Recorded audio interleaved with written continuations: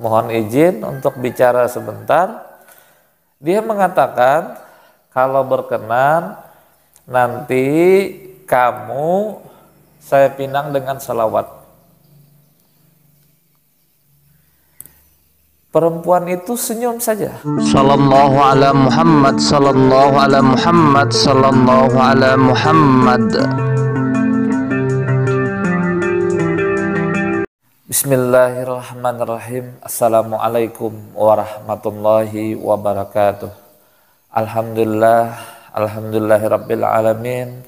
Wassalatu wassalamu ala asrafil anbiya wal mursalin sayyidina wa maulana Muhammadin wa ala alihi washabihi ajmain, amma ba'du.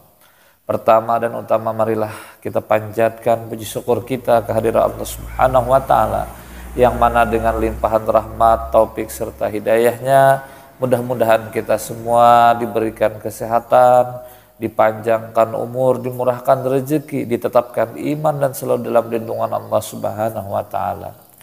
Salawat dan salam semoga selalu tercurah kepada junjungan kita Nabi besar Muhammad sallallahu alaihi wasallam.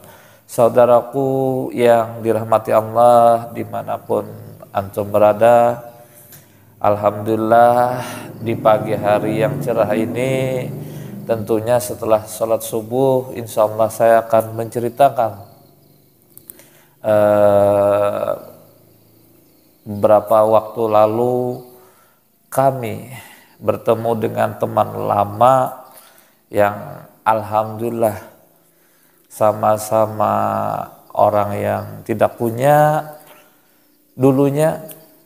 Alhamdulillah juga selama berteman jarang sekali ada cekcok, sehingga apabila bertemu itu masing-masing cerita masing-masing, cerita kehidupan, cerita pekerjaan, masalah istri, masalah anak, macam-macam dah. Ya, yang namanya teman akrab, teman lama. Tapi bedanya kami yang sekarang dengan yang 30 tahun yang lalu itu sangat berbeda.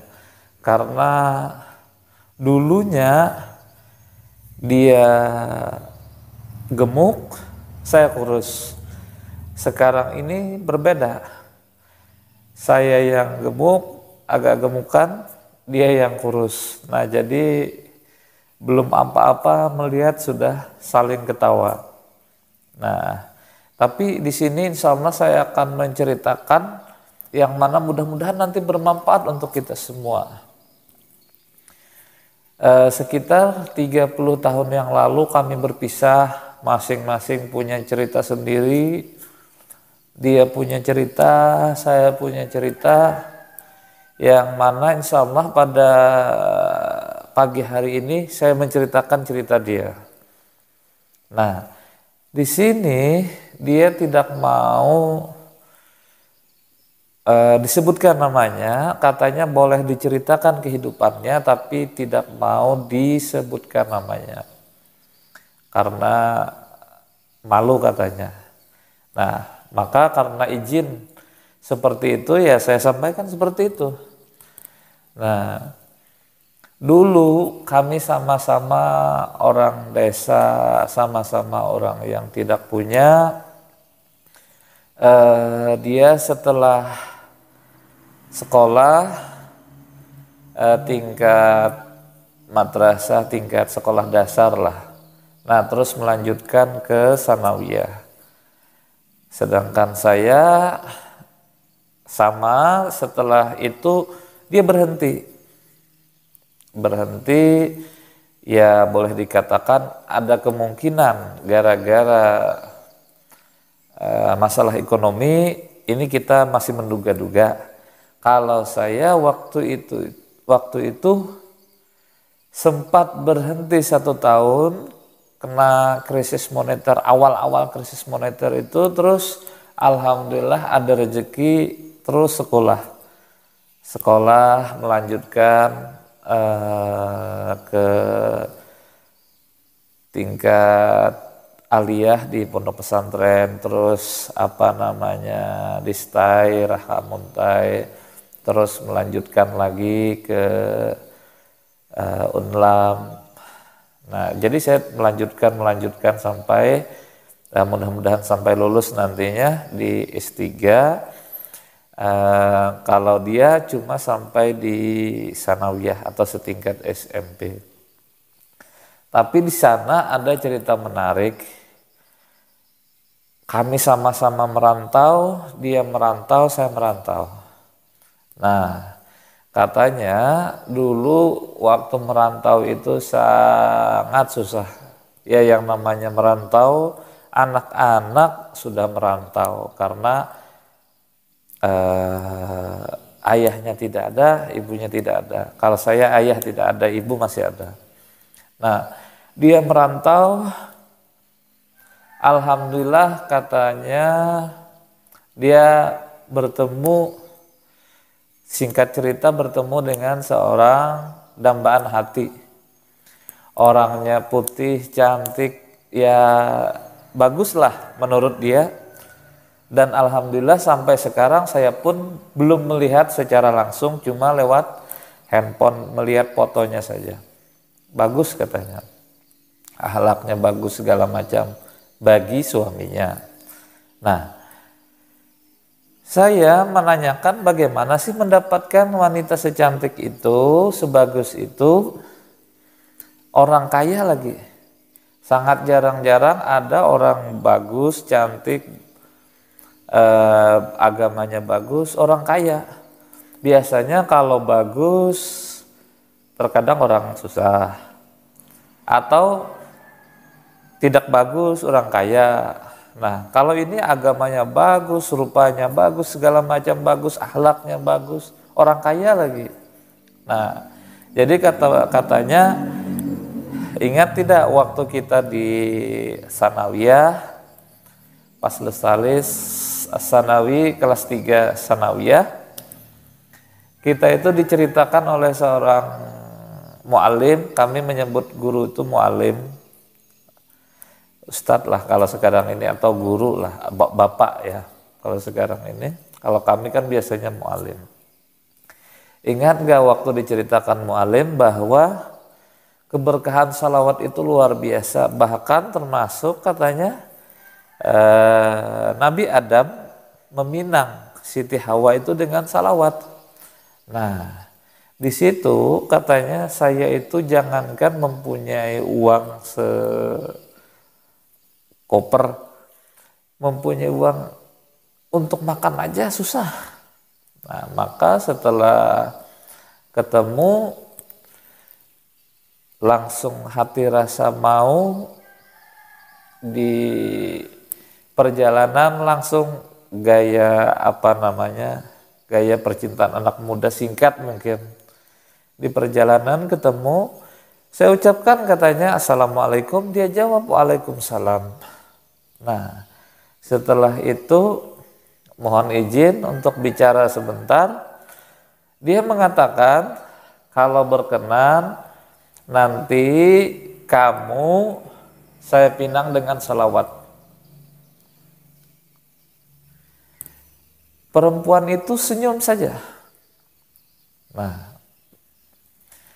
setelah sekitar seminggu, mulailah dia memperbanyak salawat, yaitu salawat Jibril. Jadi satu hari ini kalau selesai sholat, itu biasanya sampai 2000 atau 3000. Bukan satu hari 2000 itu, setelah selesai sholat. Nah, setelah mengamalkan salawat tidak sampai 4 bulan, alhamdulillah dia mendapatkan rezeki di mana ada orang yang mau mengajak dia untuk berusaha, walaupun waktu itu tidak bisa nyetir mobil. Nah, sambil ikut berusaha, orang dagang dia di sampingnya, menemani agar tidak ngantuk supir itu. Jadi sambil ngomong, sambil bicara, sambil diperhatikan, akhirnya diajarilah nyetir mobil. Setelah diajari nyetir mobil, semakin agak lama, 1 hari, 2 hari, 3 hari, 4 hari, semakin bagus nyetirnya. Lalu dilepaslah, artinya biar dia sendiri yang bawa mobil, bawa dagangan, dan istilahnya dipercayakan berdagang ke pasar-pasar, apa bahasa ininya ya. Kalau bahasa kami Banjar itu menyasah pasar, jadi ke pasar-pasar. Nah, alhamdulillah cuma sekitar 2 bulan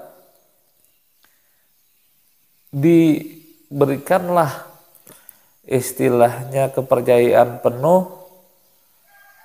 Ada beberapa dagangan yang dipercayakan. Selang 1 tahun dia mempunyai mahar yang cukup. Setelah mempunyai mahar yang cukup, rasanya untuk berkeluarga, menghidupi ala kadarnya cukup, diberanikanlah untuk melamar si perempuan tadi. Dan alhamdulillah dengan izin Allah, dia melamar tadi diterima. Pertanyaan, saya bertanya, kenapa tidak dengan salawat saja? Nah, katanya begini, dengan salawat alhamdulillah saya dimudahkan untuk bekerja, saya dimudahkan untuk menabung, dan saya dimudahkan untuk melamar. Setelah terjadilah pernikahan, perkawinan, istrinya bercerita, setelah sampean mengucapkan mau melamar dengan salawat, tanggal itu juga langsung dicatat di buku. Setelah dicatat di buku, sekitar seminggu kata istrinya, ada orang yang mau datang, mau melamar, tapi tidak diterima. Kenapa tidak diterima? Entah suatu alasan apapun, mungkin itu dengan berkahnya salawat, saya jadi jodoh sampean. Jadi selama hampir setahun itu tidak cuma 1-2 orang, ada sekitar 5 atau 6 orang yang datang. Itu entah kenapa ada saja alasan-alasan yang membuat tidak jadi. Nah, jadinya karena sampean, dan alhamdulillah mudah-mudahan sampean bisa menjadi imam yang baik, kata istrinya. Nah, jadi dari cerita ini alhamdulillah dengan salawat, kupinang kau dengan salawat, jadilah, dan sekarang ini anaknya sudah 3. Nah, jadi yang namanya rezeki suatu hal yang kita tidak tahu. Nah, maka dari itu marilah kita memperbanyak salawat agar kita mudah-mudahan mendapatkan keberkahan di dunia. Dan yang pastinya yang kita harapkan adalah syafaat di akhirat nanti. Akhirnya mudah-mudahan cerita ini ada manfaatnya. Salah khilaf mohon dimaafkan. Saya akhiri dengan wabillahi taufiq wal hidayah. Assalamualaikum warahmatullahi wabarakatuh.